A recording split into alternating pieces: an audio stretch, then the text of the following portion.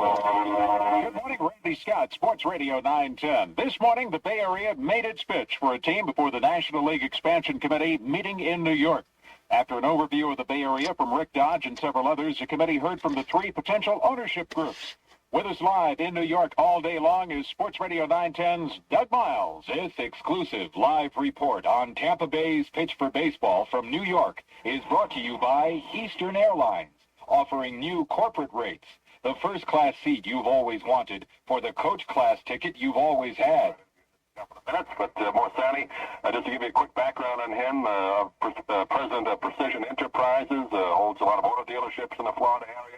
Mark Bostic, part of that group, president of Comcor Industries, a truckload carrier, and Lance Ringhaver of Ring Power Corporation. And they presented a couple of videotapes that they showed to the expansion committee. They showed the press here, one involving Pat Summerall and why the Bay Area should get a team, and the other one showing how their season ticket drive worked about a year ago. So right now we're just waiting for him to come out, and we'll see if we can get him on the phone for you. All right, Doug, can you hear me? Yes. All right. I'm sure you're besieged with many media types from the Tampa Bay area this morning. Approximately how big is the contingent from the Bay Area media-wise covering this major event?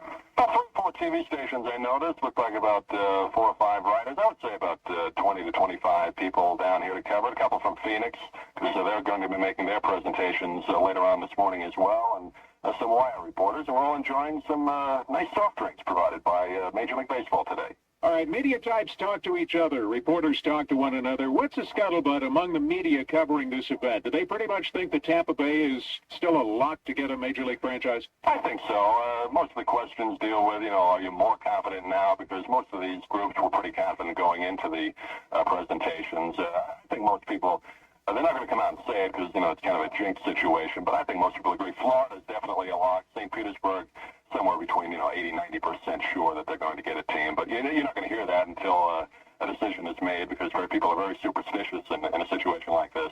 Because of the geographic proximity, Doug, it seems that Orlando has tried to position itself as a major competitor with Tampa Bay for this franchise. Any media up there covering this from the Orlando area? Haven't seen anybody from the Orlando media, and nobody's really brought that up other than to ask, what is your competition? Do you feel you are the front runner? And most of the answers, Rick Dodge and Frank Morsani, say, well, we feel we are the main competition. They won't say they're the front runner, but you can read between the lines and figure that they are, since they do have a stadium. But no real mention of the Orlando group right now, or Miami. After the Morsani group, then what?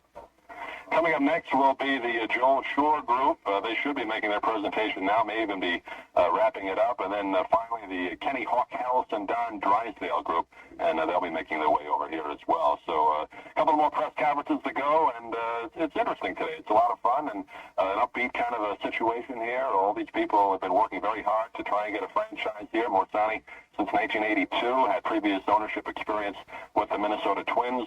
So he's upbeat, and I see as he's making his way out the door right now. If I could just throw it back to you, I'll try and get him here. Yeah, go for him.